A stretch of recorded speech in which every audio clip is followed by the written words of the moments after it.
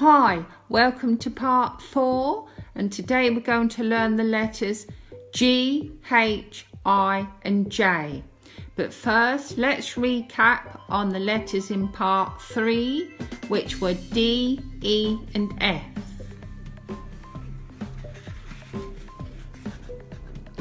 Now if you remember, the numbers of the cell were number 1 at the top on the left, number 2 on the left in the middle, number 3 at the bottom on the left, and on the right side, number 4 at the top, number 5 in the middle, and 6 at the bottom. Now the letters we did were D, which was number 1, number 4 and number 5. We left the others blank. And we had the letter E, which was number 1 and number 5, left the others blank. And then we had the letter F, which was number 1, number 2 and number 4, and we left the others blank. Now today we're going to start with the letter G.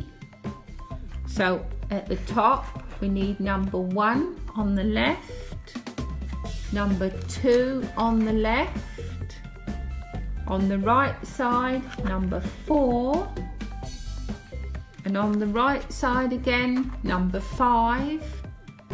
We'll leave the 2 at the bottom blank. Now you will see this letter G on a £10 note and a £20 note. Now they've done this to distinguish a £10 note from a £20 note for visually impaired people. So on a £10 note you'll see 2 G's, a G and then a space and then another G. And on a £20 note you'll see a G, then a space, then a G, then a space, then the third G. So that's a little tip for looking at the letter G and learning it. I'm going to go on to the letter H. So we want a number 1 on the left, a number 2 on the left, and a number 5 on the right side. Leave the others blank. Then we want the letter I. So number 2 on the left and number 4 on the right side. Leave the others blank. Then we want the letter J. So we want number 2 on the left, number 4 on the right side, and number 5 on the right side. Leave the others blank. That gives you the letter J. Now if you wanted to write those on a Braille frame, as I said before, you would need to write on the right side, and you would also need to write on the right side of the cell. So for the letter G, we need number 1 and number 2, and on the left side number 4 and number 5. Leave a space for the letter H, number 1, number 2 and number 5. For the letter, leave a space for the letter I. We need number 2 and we need number 4. Leave a space.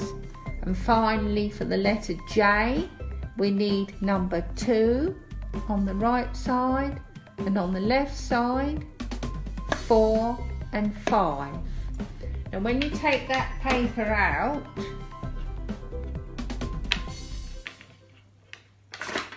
without dropping it all over, you take that out and you turn it around. On the left side you might not see on this camera, but on the left side we've got G, H, I and J. Now if we wanted to write those on a Perkins, in the middle we've got the space bar, which is the inverted letter T. To the left of the space bar, right next to the space bar, is number 1. In the middle, number 2. On the outside, number 3. On the right side, we've got number 4 right next to the space bar. In the middle, number 5. And on the outside, number 6. Now for today's letter, G, we need number 1, number 2 on the left, number 4 and number 5 on the right side. Press those together. Space bar. And then for the letter H, we need number 1, number 2 on the left and number 5 on the right side together. And then the space. For the letter I, we need number 2 on the left, number 4 on the right side together. Space. And then finally the letter J. So on the left we need number 2, on the right side we need 4 and 5. Press those together and then the space.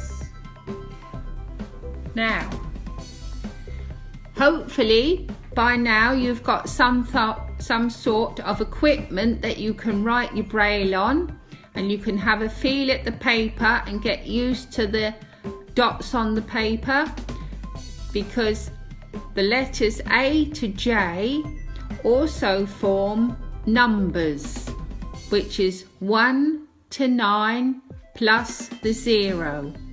So in part 5 we're going to have a break from learning some more letters, and we're going to learn the number indicator, and we're going to put that with our letters which were A to J and make some numbers. So I look forward to seeing you, and thank you for watching.